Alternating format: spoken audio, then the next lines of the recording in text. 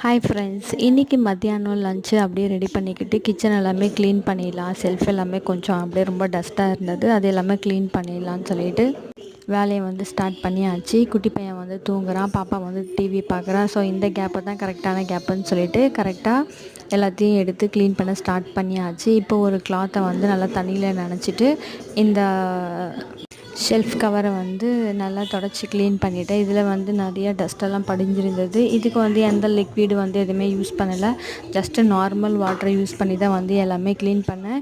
கரையும் ஈஸியாக வந்து போயிடுச்சு.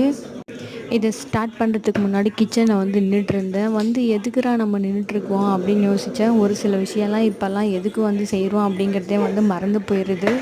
ஆக்சுவலாக ஷெல்ஃபெல்லாம் க்ளீன் பண்ணால் தான் கிச்சனுக்குள்ளே வந்தேன். வந்து இன்னும் ரொம்ப நேரமாக யோசிச்சுட்டே இருந்தேன், எதுக்கு நம்ம கிச்சனுக்குள்ளே வந்தோம் அப்படின்னு சொல்லிட்டு. அதுக்கப்புறம் தான் ஞாபகம் வந்தது, ஒரு ஷெல்ஃபை க்ளீன் பண்ண வந்திருக்கோம் அப்படின்னு. இப்போ கீழே இருக்கிற ஷெல்ஃபை வந்து க்ளீன் பண்ணி எல்லாமே அரேஞ்ச் பண்ணி வச்சுட்டேன். இப்போ வந்து அதுக்கு மேலே இருக்கிற ஷெல்ஃபு, இந்த ஸ்டாண்ட் எல்லாமே கொஞ்சம் ரொம்ப அழுக்காக இருந்தது, இது எல்லாமே வந்து கழுவி க்ளீன் பண்ணியாச்சு. எல்லா திங்ஸுமே எடுத்து அங்கங்கே அரேஞ்ச் பண்ணி வச்சுட்டேன். ஆல்ரெடி இந்த பாக்ஸஸ் எல்லாமே வந்து லாஸ்ட் வீக் தான் கழுவி வச்சுருந்ததுனால ஜஸ்ட்டு செல்ஃப் மேலே இருக்கிற அந்த கவரை மட்டும் க்ளீன் பண்ணி எல்லா திங்ஸும் அங்கங்கே அரேஞ்ச் பண்ணி வச்சுட்டேன். இந்த ஞாபக மறதின்றது அப்பப்போ வந்து போகுது. எனக்கு மட்டும் தான் இப்படி இருக்கா இல்லை மற்றவங்களுக்கும் இருக்கான்றது ஒன்றுமே புரியல. ஒரு சில டைமெல்லாம் ஃப்ரிட்ஜுக்கிட்ட போயிட்டு ஃப்ரிட்ஜை ஓப்பன் பண்ணிவிட்டு ரொம்ப நேரமாக நின்று யோசிப்பேன், என்ன எடுக்க வந்தோம் அப்படின்னு சொல்லிட்டு. கொஞ்சம் நேரத்துக்கு அப்புறம் தான் ஞாபகமே வரும், என்னடா எடுக்க வந்தோம் அப்படின்னு சொல்லிட்டு.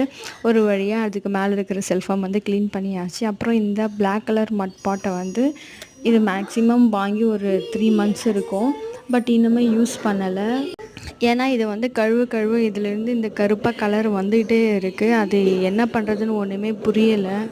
நானுமே டெய்லியுமே தான் இதை வாஷ் பண்ணிகிட்டே இருக்கேன், பட் இருந்தாலுமே அதுலேருந்து கலர் வந்துகிட்டே தான் இருக்குது. இது எப்போ இதுக்கு ஒரு சொல்யூஷன் கிடைக்குன்னே தெரியல.